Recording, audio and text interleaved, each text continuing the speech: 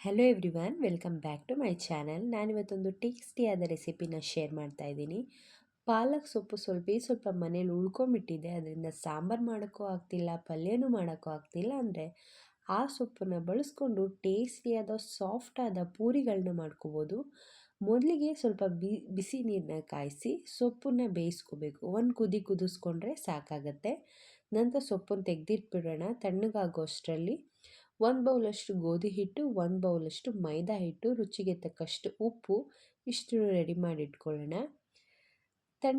ಸೊಪ್ಪು ತಣ್ಣಗಾದ್ಮೇಲೆ ಅದಕ್ಕೆ ಒಂದು ಅರ್ಧ ಇಂಚಷ್ಟು ಶುಂಠಿನ ಹಾಕಿ ಗ್ರೈಂಡ್ ಮಾಡಿಕೊಂಡು ನಾವು ಏನು ಹಿಟ್ಟನ್ನು ರೆಡಿ ಮಾಡಿಟ್ಟಿದ್ವಿ ಅದಕ್ಕೆ ಹಾಕ್ಕೊಂಡು ಕಲಿಸ್ಕೊಳ್ಳೋದಷ್ಟೇ. ನೀರಿನ ಬದಲಿಗೆ ಈ ಸೊಪ್ಪನ್ನು ರುಬ್ಬಿರೋದನ್ನೇ ಹಾಕಿ ಹಿಟ್ಟನ್ನು ಚೆನ್ನಾಗಿ ನಾದಿ ಗಟ್ಟಿಯಾಗಿ ಕಲಿಸ್ಕೋಬೇಕು. ತುಂಬ ತೆಳ್ಳಗೆ ಕಲಿಸ್ಬಾರ್ದು. ಚಪಾತಿ ಹಿಟ್ಟಿನಕ್ಕಿಂತ ಇನ್ನೊಂದು ಸ್ವಲ್ಪ ಗಟ್ಟಿಯಾಗಿದ್ದರೆ ಪೂರಿಗಳು ತುಂಬ ಪರ್ಫೆಕ್ಟಾಗಿ ಉಬ್ಬಿ ಬರುತ್ತೆ. ಒಂದು 10 ನಿಮಿಷ ಆದರೂ ಇದನ್ನು ಒಂದು ಬೌಲ್ ಮುಚ್ಚಿ ಎತ್ತಿಡೋಣ.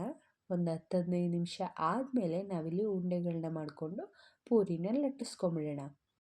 ಪೂರಿನ ಲಟ್ಟಿಸುವಾಗ ಸ್ವಲ್ಪ ಒಣ ಹಿಟ್ಟನ್ನು ಸ್ವಲ್ಪನೇ ಹಾಕ್ಕೊಂಡು ಲಟ್ಟಿಸ್ಕೊಳ್ಳಿ.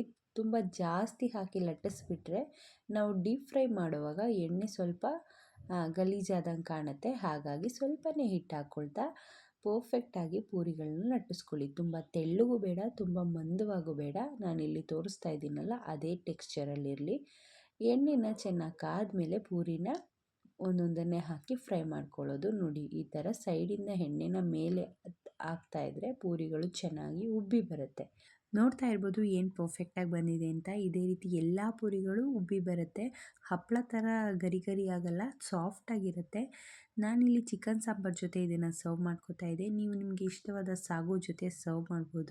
ಐ ಹೋಪ್ ಇವತ್ತಿನ ಈ ರೆಸಿಪಿ ನಿಮಗೆ ಇಷ್ಟ ಆಗಿದೆ ಅನ್ಕೋತೀನಿ. ಇಷ್ಟ ಆದರೆ ಲೈಕ್ ಮಾಡಿ, ಶೇರ್ ಮಾಡಿ, ಕಮೆಂಟ್ ಮಾಡಿ. ನನ್ನ ಚಾನಲ್ನ ಇನ್ನೂ ಯಾರು ಸಬ್ಸ್ಕ್ರೈಬ್ ಮಾಡದೆ ನೋಡ್ತಾ ಇದ್ದೀರಾ, ಸಬ್ಸ್ಕ್ರೈಬ್ ಮಾಡ್ಕೊಂಡು ನೋಡಿ. ಮತ್ತೆ ಸಿಗ್ತೀನಿ ಇನ್ನೊಂದು ಹೊಸ ರೆಸಿಪಿಯೊಂದಿಗೆ.